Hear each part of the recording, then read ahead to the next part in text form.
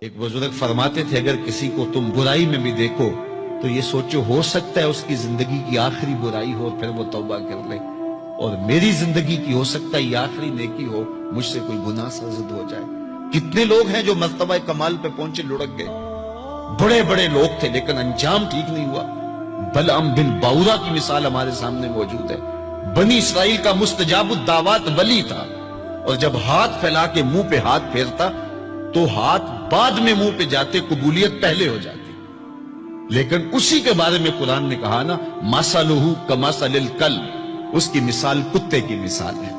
زبان لٹک گئی تھی، زمین چاٹتا تھا، چونکہ اس کے ہاتھ نبی کے خلاف اٹھ گئے تھے۔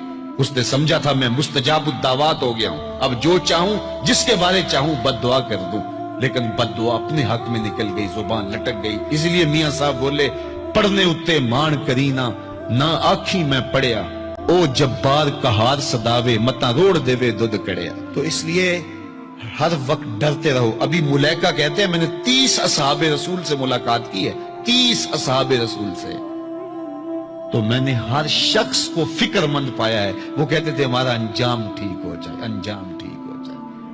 حضرت سیدنا ابو بکر صدیق رضی اللہ تعالیٰ عنہ، جن کے بارے میں میرے رسول کی زبان سے لفظ نکلے، ابو بکر فی الجنہ، ابو بکر جنتی ہے، لیکن وہ کہتے ہیں ایک چڑیا کو دیکھ کے شاخ پہ بیٹھی ہے، کہا واہ چڑیا کتنی موج ہے تجھے، ایک شاخ سے اڑتی ہے دوسری شاخ پہ بیٹھ جاتی ہے، اور قیامت کے دن تیرا حساب بھی نہیں ہوگا، پسے تو ہم ہیں جن کا حساب ہوگا۔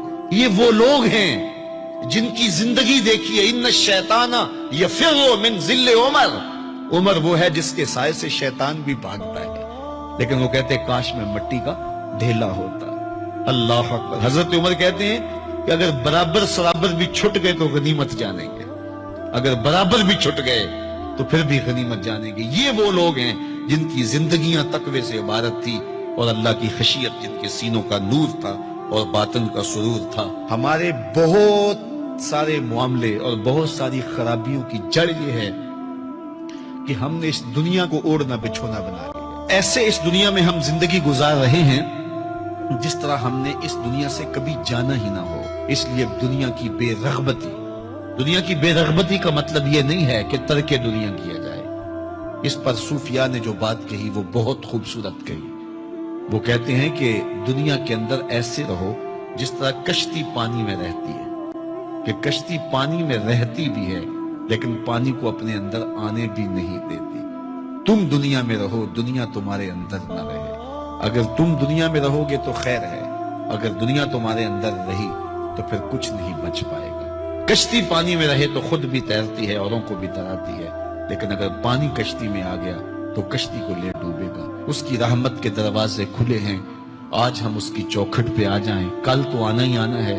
پھر جو کفن میں منہ چھپا چھپا کے آتے پھریں گے، کیا اچھا ہو کہ خود کھلے منہ سے اس کی رحمت کے دروازوں پہ آ جائیں۔ اس کی رحمتیں آواز دے رہی ہیں، یا ایھا الانسان، او بھاگنے والے انسان، او نسیان کے پتلے، او بھولے ہوئے، او بھٹکے ہوئے، راستہ چھوڑ کے جانے والے، مالک کی رحمت کی آغوش کو ترک کر دینے والے، آجا پلٹ کے، ما غرک بربک الکریم، آجا تیرا رب بڑا ہی کریم ہے۔ قبل اس سے وہ ماننے سے انکار کر دے، توبہ کا دروازہ بند ہو جائے، سورج مغرب سے طلوع ہو جائے، پھر بندہ ہاتھ کاٹے۔ کسی نے چیخ چیخ کے مجھے کہا تھا، کوئی رو رو کے ترلے منتیں کر کے مجھے کہتا تھا، میں اس کی بات کو نہ سنا، کاش کہ اس کی پکار کو سن لیا ہوتا، اس کی آواز پہ لبیک کہہ دیا ہوتا، اور میں اس کے ساتھ چل پڑتا، اور وہ مجھے انگلی تھام کر محمد عربی کی چوکھٹ پہ پہنچا دیتا، تو آج یہ رسوائیاں میرا مقدر نہ ہوتی۔